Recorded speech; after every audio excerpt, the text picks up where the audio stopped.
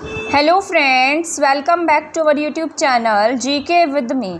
तो आज के इस क्लास में हम पढ़ना शुरू करेंगे सम्मान और पुरस्कार के बारे में। जैसा कि आपको पता होगा, अगर आपने मेरी पहले वाली क्लासेस देखी हैं तो मैंने ना आपको स्टैटिक जीके में जो ये अवार्ड्स होते हैं इनके बारे में बताया था। बट ये जो क्लास है ना, ये आपके न्यू अवार्ड से रिलेटेड है, जिससे आपके एग्जाम में क्वेश्चन आने के जो चांसेस हैं वो ज़्यादा रहने वाले हैं। इसमें मैं सारा का सारा आपको जनरल अवेयरनेस से रिलेटेड पढ़ाने वाली हूँ। इसमें मैं आपको बताऊँगी कि इस ईयर में किसे कौन सा अवार्ड दिया गया है, जैसे एबल पुरस्कार किसे मिला है, पद्म पुरस्कार किसे मिले हैं। इसके साथ साथ जैसे साहित्यिक सम्मान है, व्यास सम्मान है, सरस्वती सम्मान है, ये सभी सम्मान किसे दिए गए हैं। तो ये क्लास आपकी बहुत ही इंपॉर्टेंट रहने वाली है। अगर आपने ये मेरी पहले वाली क्लासेस नहीं देखी हैं तो प्लेलिस्ट बनी हुई है, वहाँ से जाकर आप हमारी पुरानी क्लासेस देख सकते हैं। और हाँ, प्लीज़ इस क्लास को शेयर भी कर दीजिएगा।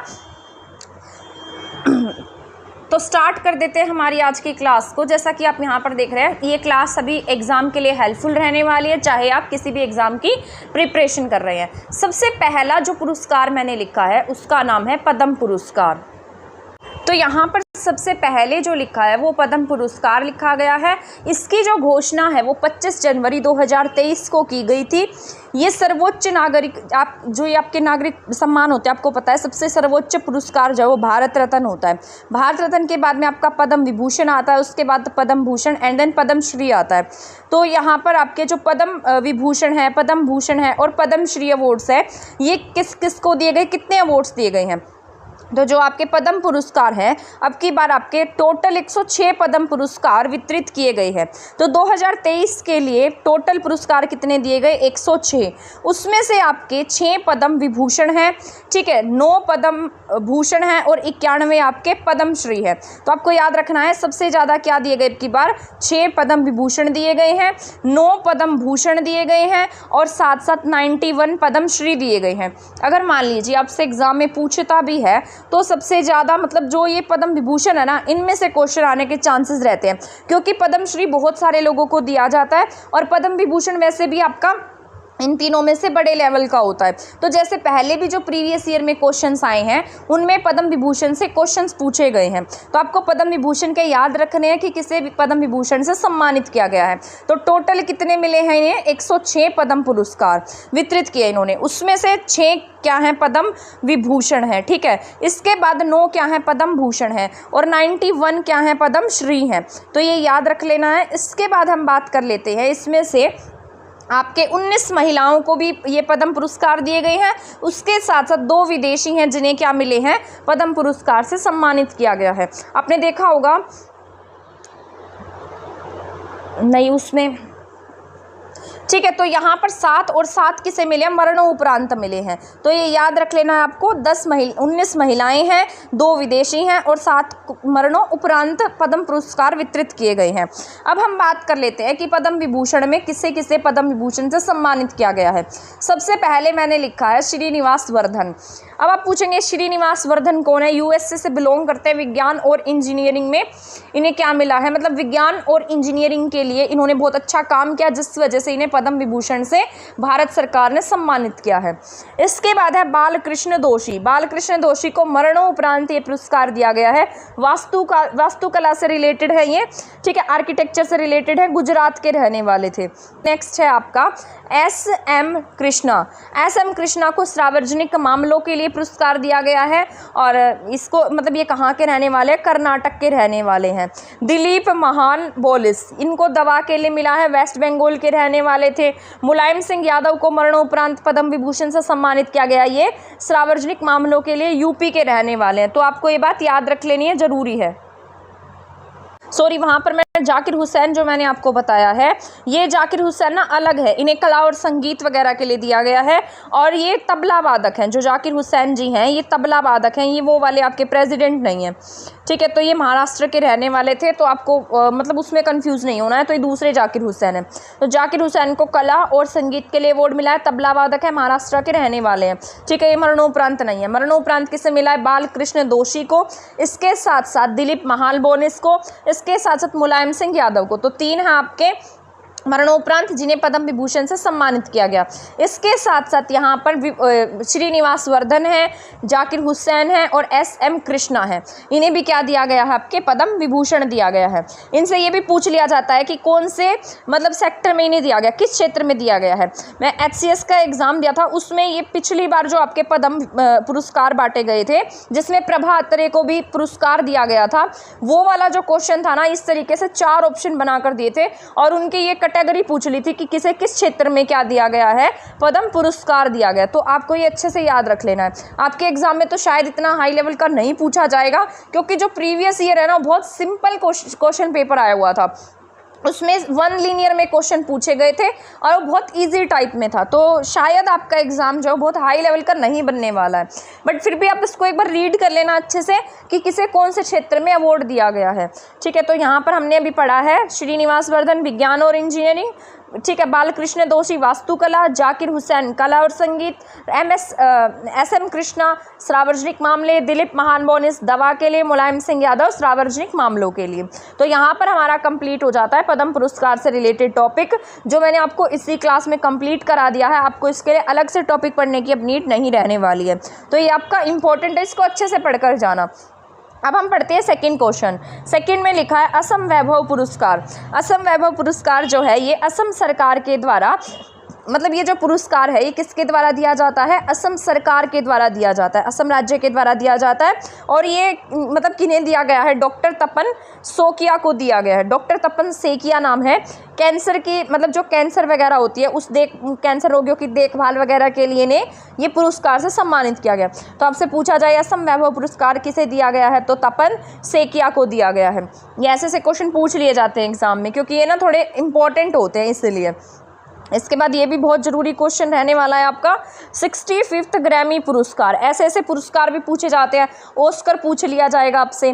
तो 5 फरवरी 2023 को अमेरिका के लॉस एंजल्स में 65th ग्रैमी अवार्ड में भारतीय संगीतकार रिकी केज, किसे मिला है, रिकी केज को तीसरी बार ग्रैमी पुरस्कार मिला है। तो ये तीसरी बार ग्रैमी पुरस्कार पाने वाले पहले एकमात्र भारतीय हैं। इससे पहले इन्हें 2022 में और 2015 में भी ग्रैमी पुरस्कार से सम्मानित किया जा चुका है।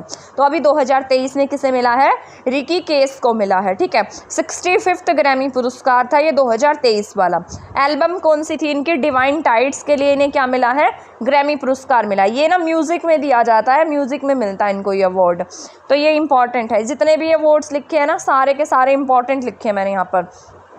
इसके बाद दादा साहब इंटरनेशनल फिल्म महोत्सव 2023 का आयोजन किया गया। मुंबई में इसका आयोजन हुआ था। इसमें जो बेस्ट फिल्म रही थी वो कश्मीर फाइल्स रही है। ये विवेक अग्निहोत्री के द्वारा निर्देशित फिल्म थी कश्मीर फाइल। इसे बेस्ट फिल्म का दर्जा दिया गया है। ठीक है, इसके बाद में एक मिनट स्क्रीन। इसके बाद में RRR फिल्म ने international film of the year पुरस्कार जीता है। तो इंटरनेशनल लेवल की जो फिल्म है वो RRR साबित हुई है। और इसके साथ साथ जो बेस्ट फिल्म है वो आपकी जो कश्मीर फाइल्स है। ठीक है, इसके बाद में है राजा राम मोहन रॉय 2023। तो राजा राम मोहन रॉय पुरस्कार जो है ये पत्रकारिता में दिया जाता है। इसके लिए 2023 के लिए पुरस्कार किसे दिया गया है, A.B.K. प्रसाद को इसे सम्मानित किया गया। तो राजा राम मोहन राय ने क्या बांटा, प्रसाद बांटा। ऐसे याद रखना, राजा राम मोहन राय ने मतलब भगवान राम, हम राम जी के मंदिर में जाते हैं तो हमें क्या मिलता है, प्रसाद मिलता है। तो राजा राम मोहन रॉय पुरस्कार भी किसे मिला, प्रसाद को मिला, A.B.K. प्रसाद को मिला है। ठीक है, बस ऐसे याद रख लेना। और हर वर्ष किस में दिया जाता है, ये प्रेस काउंसिल ऑफ इंडिया के द्वारा प्रत्येक वर्ष ये पुरस्कार वितरित किया जाता है। ठीक है, तो राजा राम मोहन रॉय ने प्रसाद वितरित किया तो A.B.K. प्रसाद को क्या मिल गया, राजा राम मोहन रॉय 2023 पुरस्कार मिल जाता है। और ये पत्रकारिता में दिया जाता है। इसके बाद हम चलते हैं हमारे नेक्स्ट क्वेश्चन पर। Best international film. तो जो बेस्ट इंटरनेशनल फिल्म का दर्जा है वो किसे मिला, भी मैंने आपको बताया था, RRR को जो है बेस्ट इंटरनेशनल फिल्म का दर्जा मिला है। इसने Hollywood critics association film awards में बेस्ट फिल्म का क्या जीता है, अवार्ड जीता है। और इसके साथ साथ इसने 3 और कैटेगरीज में भी अवार्ड जीता है। जैसे ये बेस्ट एक्शन मूवी भी साबित हुई है, बेस्ट स्टंट मूवी है, और इसमें जो बेस्ट मूल गीत है उसके लिए भी ये फेमस रही है। ठीक है, तो ये बात याद रख लेनी है। इंटरनेशनल स्तर की बेस्ट मूवी के स्तर पर RRR उभर कर सामने आई है। इसके बाद है मार्कोनी पुरस्कार। मोस्ट इंपॉर्टेंट है। मार्कोनी आप समझ गए होंगे, ये आपका रिलेटेड है ठीक है, तो अब हम पढ़ेंगे मार्कोनी पुरस्कार 2023 के बारे में। ये आपका बहुत इंपॉर्टेंट रहने वाला है। कंप्यूटर में ये अवार्ड दिया जाता है। कंप्यूटर वैज्ञानिक हरि बालकृष्ण को 2023 में मार्कोनी पुरस्कार से सम्मानित किया गया है। तो किसे मिला ये पुरस्कार? हरि बालकृष्ण को। ठीक है, इन्हें दूरसंचार, जो मार्कोनी पुरस्कार है उसे दूरसंचार का नोबेल पुरस्कार कहा जाता है। इसमें ना 1 लाख की नगद पुरस्कार राशि भी दी जाती है। तो कंप्यूटर जो है, कंप्यूटर में जो ये पुरस्कार दिया जाता है ये क्या है? दूरसंचार का नोबेल कहा जाता है। और किसे मिला है? हरि बालकृष्ण को क्या मिला है? मार्कोनी पुरस्कार मिला है। इसको आप ऐसे याद रख लेना कि जो बच्चे होते हैं उन्हें मैक्रोनी बहुत पसंद होती है। ठीक है, तो ये पुरस्कार का नाम भी मैक्रोनी जैसा है। तो बालकृष्ण को क्या मिल गया? मैक्रोनी पुरस्कार। मार्कोनी पुरस्कार किसे मिला है? बालकृष्ण को। बस ये याद करने की ट्रिक्स बता रही हूँ मैं, ताकि आप इसको रिलेट कर पाएँ और आप इसे याद भी रख पाएँ। ऐसे बहुत सारे हो जाते हैं तो हम इनमें कन्फ्यूज हो जाते हैं। तो मार्कोनी पुरस्कार किसे मिला? बाल को, यानी हरि बालकृष्ण को। इसमें 1 लाख रुपए की नगद राशि भी दी जाती है। इसके बाद हम पढ़ते हैं ऑस्कर अवार्ड के बारे में। ऑस्कर अवार्ड 2023 13 मार्च 2023 को लॉस एंजल में ऑस्कर 2023 का क्या किया गया? आयोजन किया गया, जिसमें RRR के नाटू नाटू को क्या कहा गया? Best song. तो आपसे पूछा जा सकता है कि जो मतलब ऑस्कर अवार्ड है उसमें हमारा कौन सा सॉन्ग जो है वो बेस्ट रहा? तो नाटू नाटू सॉन्ग जो है वो क्या रहा है? बेस्ट सॉन्ग अवार्ड रहा है। और ये ऐसा दूसरी बार हुआ है कि हमारे किसी सॉन्ग को बेस्ट अवार्ड मिला हो। ठीक है, इससे पहले जो आपके AR रहमान हैं, इनके किसी गाने को पहले ऑस्कर अवार्ड से सम्मानित किया जा चुका है। ऐसा दूसरी बार हुआ है। तो अब की बार RRR फिल्म भी कैसी है? इंटरनेशनल साबित हुई है। इसके साथ साथ इसका सॉन्ग जो है उसे क्या मिला है? ऑस्कर अवार्ड मिला है। इसका नाम क्या है? नाटू नाटू। इसको ऐसे याद रखना कि जो ये फिल्म है ना, इसका सॉन्ग था वो क्या कह रहा था कि एक तरीके से हम मना करने को क्या कह देते हैं?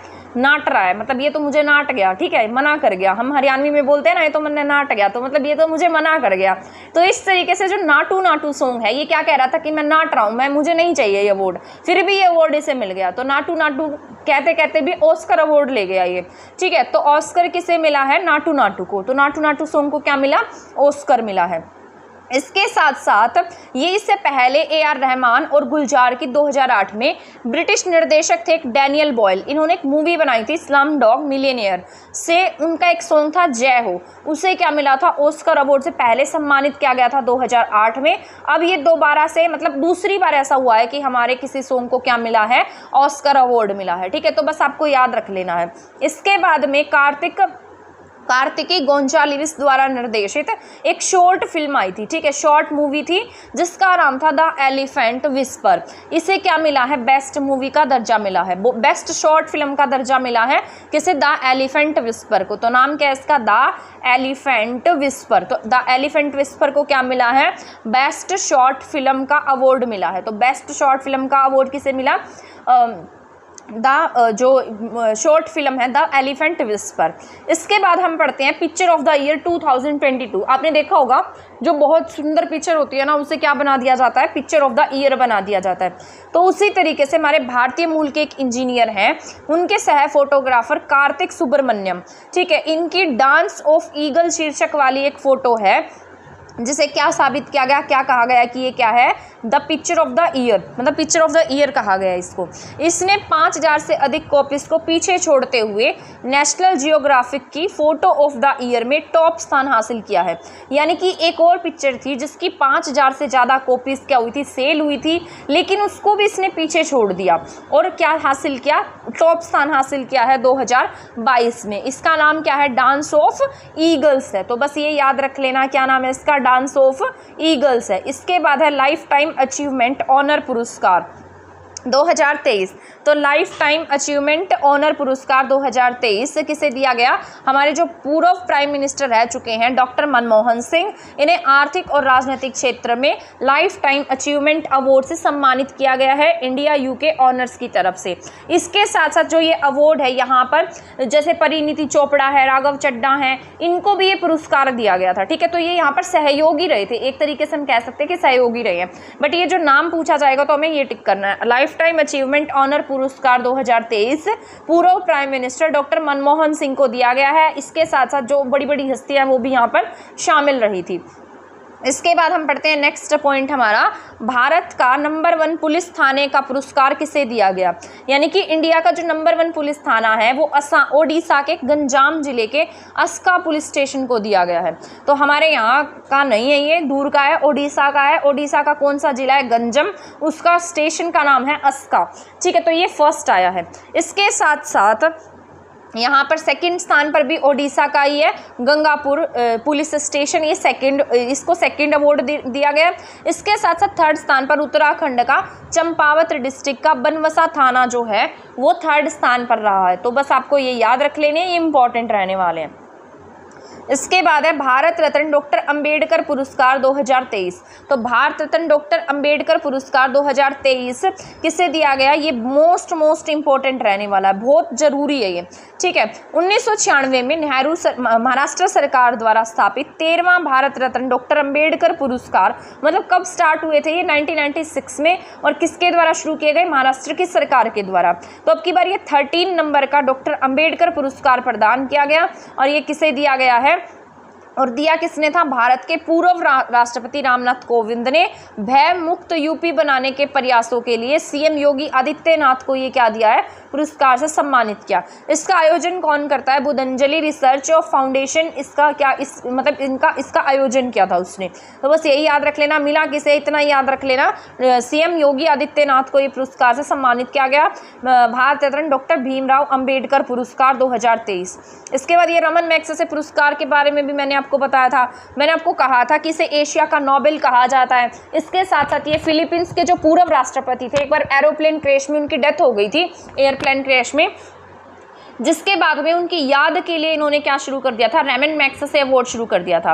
तो अब की बार ये किससे मिला है? 26 अप्रैल 2023 को तिब्बत के आध्यात्मिक गुरु थे दलाई लामा, मतलब गुरु हैं दलाई लामा जी, इन्हें क्या दिया गया? रमन मैग्सेसे पुरस्कार से सम्मानित किया गया है। 1958 से 59 के आसपास भी इन्हें रमन मैग्सेसे पुरस्कार देने की घोषणा हुई थी, लेकिन आपको पता है जो तिब्बत है उस पर चाइना वगैरह ने अटैक कर दिया, जिसकी वजह से इन्हें ये पुरस्कार नहीं प्राप्त हो पाया था, क्योंकि इन्हें वहाँ से जाना पड़ गया था इस वजह से। ठीक है, तो पर अब इन्हें क्या मिला है? दलाई लामा जी को रमन मैग्सेसे अवार्ड से सम्मानित किया गया है। फिलीपींस के पूर्व राष्ट्रपति की याद में रमन मैग्सेसे अवार्ड दिया जाता है। ठीक है, तो इसके बाद वैसे तो मैंने सोचा था कि मैं आपको ये 2 पार्ट्स में करके कराऊंगी, बट मैंने सोचा कि अब इसमें करा ही देती हूँ, तो यहाँ से हम स्टार्ट कर देते हैं। तो मैंने यहाँ पर ऐसे अलग लिखा था सेकंड क्लास के पॉइंट ऑफ व्यू से, बट अब यहाँ पर हम पढ़ रहे हैं तो इसको पूरा ही पढ़ा देती हूँ, क्या अलग अलग क्लास में आप इसे देखेंगे तो यहाँ कंप्लीट ही कर देंगे हम इसे। इसके बाद है 57वां ज्ञानपीठ पुरस्कार, ये भी इंपॉर्टेंट है आपका। गोवा के लघु लेखक, उपन्यासकार और कोंकणी पटकथा के लेखक दामोदर मोजो, क्या नाम इनका? दामोदर मोजो को सम्मानित किया गया है। अब इसको कैसे याद रखेंगे? ज्ञानपीठ पुरस्कार जो है ना, ये लिटरेचर में ना सबसे फेमस अवार्ड है, सबसे बड़ा अवार्ड कह सकते हैं हम इसको। तो जिसको भी अवार्ड मिलेगा उसकी क्या हो जाएगी? मौज हो जाएगी। तो ज्ञानपीठ पुरस्कार लेकर उसने क्या कर दी? मौज कर दी। ठीक है, तो ज्ञानपीठ पुरस्कार किसे मिला? दामोदर मोजो को मिला है। तो ज्ञानपीठ मिला तो मौज हो गई। ठीक है, तो ये कौन से नंबर का था? 57वें नंबर का था। किस में मिला? कौन सी भाषा के हैं ये? कोंकणी भाषा में लिखते हैं। इसके साथ साथ 56वां, यानी कि जो इससे पिछली बार दिया गया था वो असमीय मतलब असम के कवि थे जिनका नाम था नीलमणि फुकन। तो पिछली बार जो 56 नंबर का ज्ञानपीठ था वो किसे मिला?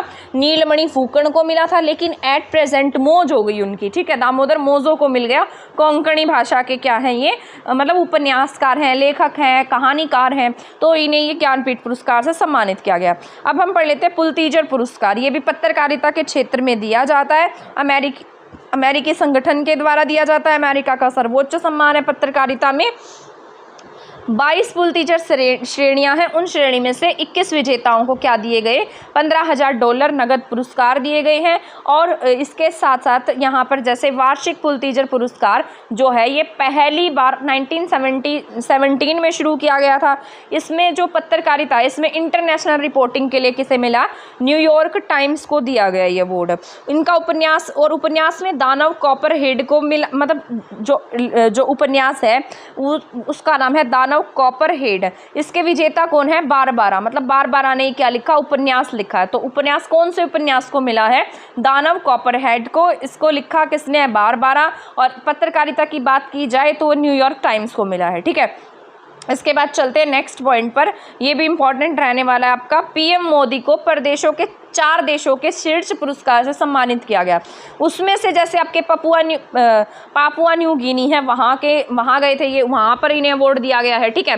मतलब इनकी एक मीटिंग हुई थी, तीसरा शिखर सम्मेलन था इंडो पैसिफिक रीजन से रिलेटेड।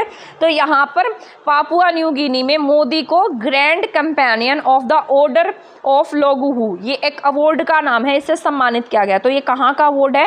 पापुआ न्यू गिनी का। इसका नाम है Grand Companion of the Order of Logohu, इससे सम्मानित किया गया। पहला अवार्ड ही हो गया। इसके बाद फिजी के प्राइम मिनिस्टर सत्विनी राबुका ने भी इन्हें एक अवार्ड से सम्मानित किया, जिसका नाम है the companion of the Order of Fiji. तो इनके तो नाम में ही फिजी दिख रहा है, तो हम यहाँ से भी आइडिया लगा लेंगे कि फिजी ने सम्मानित किया, तो सेकेंड अवार्ड है इनका। पलाऊ के राष्ट्रपति सुरंगेल विहांस जूनियर ने मोदी को एकाबल अवार्ड से सम्मानित किया, तो ये थर्ड अवार्ड हो गया। इसके साथ साथ ये मिस्र में गए थे, तो यहाँ पर इन्हें ऑर्डर ऑफ नील का अवार्ड मिला। नील नदी है वहाँ पर, तो यहाँ का सर्वोच्च सम्मान है मिस्र का, तो ऑर्डर ऑफ नील से इन्हें सम्मानित किया गया। तो ये 4th नंबर का। तो 4 अवार्ड मिले हैं इन्हें। पापुआ न्यू गिनी का अवार्ड मिला है, फिजी का मिला है, इसके साथ पलाऊ का मिला है, और ऑर्डर ऑफ नील मिला है मिस्र का। तो ये याद रख लेनी है बातें आपको, जो मैंने आपको बताई है। 4 कंट्रीज़ के इन्हें क्या मिले हैं? सर्वोच्च सम्मान से सम्मानित किया गया है। 2 में तो कंपेनियन आता है, इसके साथ साथ एक में इकबाल अवार्ड है, और एक क्या है आपका? ऑर्डर ऑफ नील है। बस इतना ही याद रख लेना। इसके बाद है फेमिना मिस इंडिया 2023, ये इंपॉर्टेंट रहने वाला है। 15 अप्रैल 2023 को 59th फेमिना मिस इंडिया 2023 की प्रतियोगिता मणिपुर में आयोजित की गई थी, ठीक है। और ये ना पहली बार ऐसा हुआ है कि नॉर्थ ईस्टर्न स्टेट में इनका आयोजन किया गया था, पूर्वोत्तर क्षेत्र में इसका आयोजन हुआ, और ये मिला किसे? राजस्थान की नंदनी गुप्ता को फेमिना मिस इंडिया का विजेता बनाया गया है। तो ये पूछ लिया जाता है कई बार आपसे, तो किसे मिला है? नंदनी गुप्ता को। कहाँ की रहने वाली है? राजस्थान की रहने वाली है, और इन्हें मिला क्या है? फेमिना मिस इंडिया अवार्ड से सम्मानित किया गया है।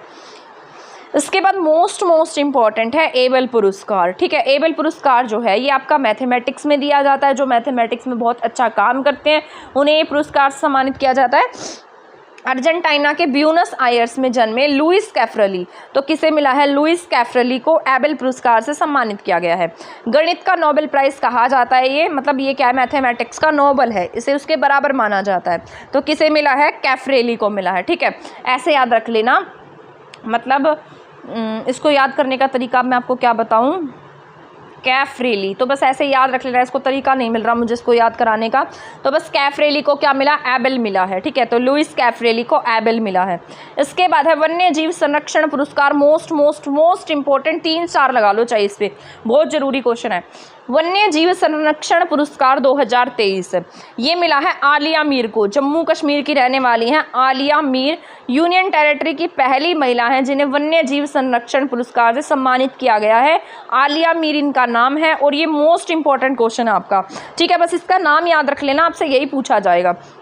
इसके बाद है संगीत कला निधि पुरस्कार 2023, ये संगीत वगैरह में दिया जाता है। तो 19 मार्च 2023 को पद्मश्री पुरस्कार से सम्मानित, मतलब इन्हें ना पद्मश्री पुरस्कार से भी सम्मानित किया जा चुका है। तो इनका नाम क्या है? बॉम्बे जयश्री। इन्हें क्या मिला है? संगीत अकेडमी के द्वारा कर्नाटकीय संगीत में बेहतर योगदान के लिए बेस्ट अवार्ड से सम्मानित किया गया। इसका नाम क्या है? संगीत कला निधि है। तो क्या नाम है इनका? संगीत कला निधि है। किसे मिला है?